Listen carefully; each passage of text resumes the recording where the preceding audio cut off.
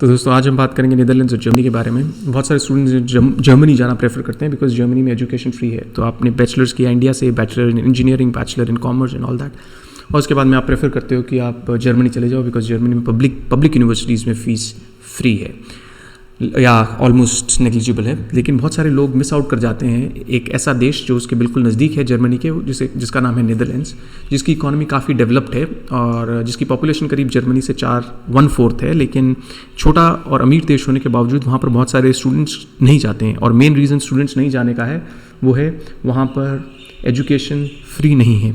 लेकिन ये पर्सपेक्टिव थोड़ा सा गलत है बिकॉज आपको कंपेयर करना चाहिए कि आपकी सिचुएशन के लिए जर्मनी बेटर है या नीदरलैंड्स बेटर है।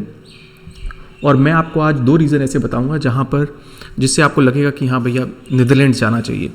तो एक तो रीज़न है नेचुरलाइजेशन, बिकॉज अगर आप कोई भी मास्टर्स करने चाहते हो किसी भी देश में तो आपका मेन फाइनल टारगेट यूजुअली ये होता है, नॉर्मली जो स्टूडेंट जाता है उसका ये टारगेट होता है कि भैया एक बार पढ़ाई हो जाए, नौकरी लग जाए, उसके बाद में परमानेंट रेजिडेंसी मिल जाए और फिर सिटीजनशिप मिल जाए। ये 4 स्टेप्स हैं कि आप पहले पढ़ लो, उसके बाद में आप निकलो उस यूनिवर्सिटी से तो आप पीआर और सिटीजनशिप भी ले पाओ। तो अभी पीआर और सिटीजनशिप में जो सिटीजनशिप वाला स्टेप है वो बहुत इंपॉर्टेंट है। तो उसमें मेन जो डिफरेंस है उसको नेचुरलाइजेशन बोलते हैं अंग्रेजी में, नेचुरलाइजेशन। तो नेचुरलाइजेशन में क्या है, नेचुरलाइजेशन में नेदरलैंड्स के जो रूल्स हैं, और यहाँ पर मैंने रूल्स खोल रखे हैं, आप ये ऑनलाइन जाकर के देख सकते हो। नेचुरलाइजेशन के जो रूल्स हैं नेदरलैंड्स के लिए वो बहुत बेटर हैं, बहुत ईजी है। नेचुरलाइजेशन में क्या है कि जर्मनी में लगते हैं 8 साल, अगर आपने इंटीग्रेशन कोर्स किया है तो लगते हैं 7 साल, और अगर आप वहाँ पर एज ए रिफ्यूजी गए हो तो लगते हैं 6 साल। तो कोई भी इंडियन जो जाएगा वहाँ पर वो 6 साल में तो कर ही नहीं सकता, मतलब 6 या 7 में तो बहुत ही मुश्किल है। 6 में आपको C1 C2 इस तरह की जर्मन चाहिए, और NGO में कंट्रीब्यूशन चाहिए, बहुत सारी चीज़ें चाहिए। और कई लोग 3 साल में भी करते हैं, वो मैरिज वाला रूट है। अगर आपने वहाँ पर किसी लोकल जर्मन से शादी कर ली तो 3 साल लगते हैं। तो वो आप 3 साल, 6 साल और 7 साल वाला तो अपने लिए एक्सक्लूड ही कर दो। तो जर्मनी में लगते हैं 8 साल, जो मुझे लगे 8 साल। तो मुझे लगे 8 साल पासपोर्ट लेने में। वही सिचुएशन है अभी भी मोस्टली इंडियंस के लिए, 99% इंडियंस के लिए 8 साल लगते हैं। अच्छा, अभी अगर आप नीदरलैंड्स से कंपेयर करो तो नीदरलैंड्स में लगते हैं 5 साल। तो आप 5 साल वहाँ पर आपका अगर पक्का रेजिडेंस रहा है नीदरलैंड्स में तो कंटिन्यूस, तो आपको वहाँ का पासपोर्ट मिल जाएगा, which saves like 3 years, because once you get the passport, एक बार आपको पासपोर्ट मिल जाए तो उसके बाद में आप कई चीज़ें कर सकते हो। जैसे आप अपना बिजनेस कर सकते हो, आप वहाँ पर कुछ भी करो, आप लोगों को हायर कर सकते हो, आप कभी भी इंडिया आ सकते हो, जा सकते हो, आप किसी भी और देश में काम कर सकते हो, आप इंपोर्ट एक्सपोर्ट का बिजनेस चालू कर सकते हो। बहुत सारी ऐसी चीज़ें हैं जो आप एक बार पासपोर्ट मिलने के बाद में चालू कर सकते हो। तो पहला बड़ा फ़ायदा ये है कि पासपोर्ट नीदरलैंड्स में 5 साल में आता है, जर्मनी में आता है 8 साल में, which is a big difference, right.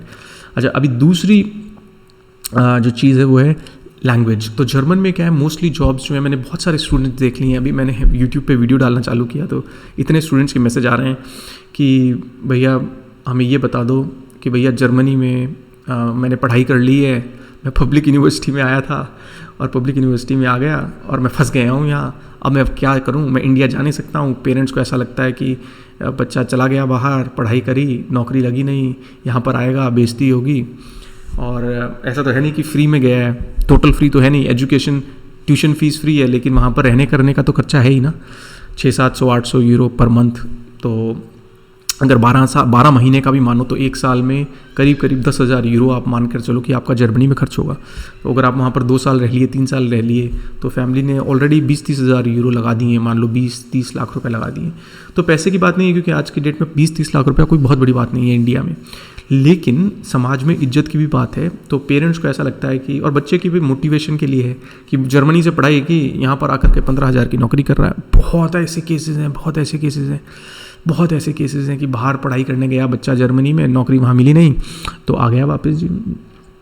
Netherlands में ऐसा नहीं है। नीदरलैंड्स में क्या है, नीदरलैंड्स में इंग्लिश स्पीकिंग है। मोस्टली लोगों की जर्मनी में नौकरी इसलिए नहीं लगती कि उनके स्किल सेट नहीं है, पार्टली वो भी है, लेकिन एक मेजर रीज़न ये है कि जर्मन मार्केट बहुत बड़ा है। जर्मनी की पॉपुलेशन है करीब 8 करोड़, तो क्या है, उनके लोकल सप्लाई बहुत है, और आसपास के देश में भी जर्मन बोली जाती है। तो ऑस्ट्रियंस बहुत सारे आ जाते हैं जर्मनी में नौकरी करने के लिए, इस तरह से बहुत सारे लोग आ जाते हैं अलग अलग देशों से।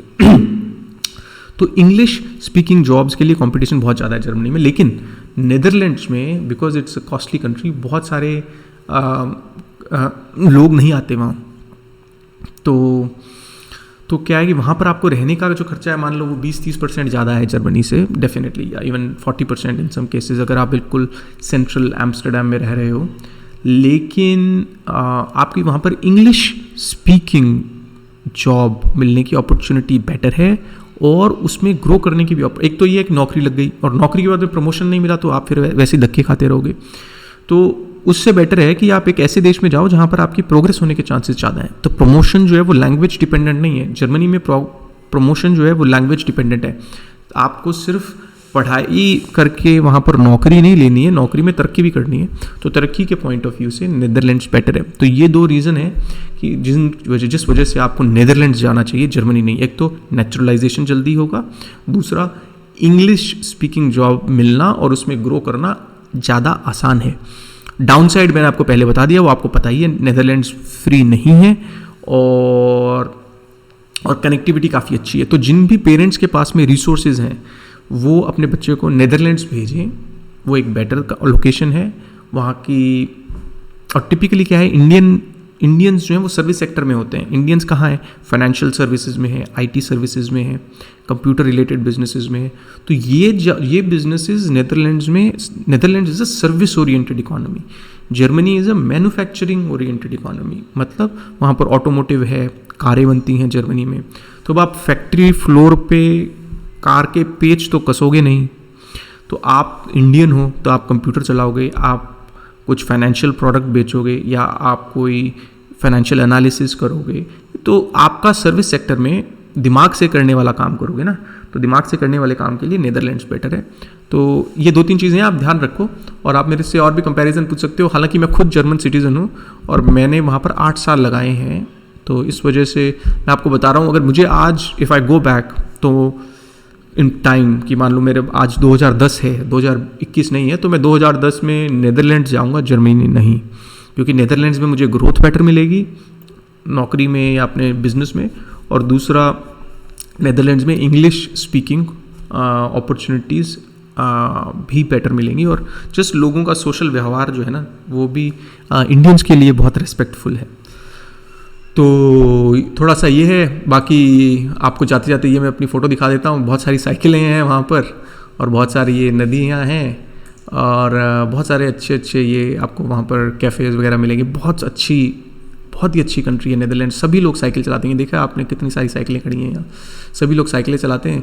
बहुत सारी मूवीज़ शूट होती हैं, जैसे अगर आपको याद हो हम तुम एक मूवी आई थी, तो वो भी वहाँ पर शूट हुई थी यशराज फिल्म्स की। तो रानी मुखर्जी, सैफ अली खान, तो बहुत सारी मूवीज़ वगैरह शूट होती हैं। तो बहुत कुछ अच्छा है वहाँ पर देखने के लिए। आप भी एक बार घूम कर आओ, आपकी फैमिली के पास में अगर रिसोर्सेज हैं तो आप एक बार एम्स्टर्डम घूम के आओ। उतरेख्त बहुत ऑसम लोकेशन है, बहुत ही ऑसम लोकेशन है उतरेख्त पे थोड़ा सर्च करना। और सिर्फ एम्स्टर्डम ही नहीं, उतरेख्त भी बहुत ही अच्छी यूनिवर्सिटी और बहुत ही ऑसम, मतलब वहाँ पर नोबेल लॉरिएट्स निकलते हैं वहाँ से, नोबेल प्राइज़ विनर्स। करीब 1 घंटा लगता है एम्स्टर्डम से। It's a very beautiful place. मैं आपको कभी उसकी पिक्चर्स दिखाऊंगा उतरेख्त की। It's just an amazing place. तो गाइस, ये है आज का video, just a small comparison between Netherlands and Germany. Think about your naturalisation, think about how fast you can grow, and just let me know if you have any questions about any of these 2 countries. All right, तो ठीक है दोस्तों, all right, all the best.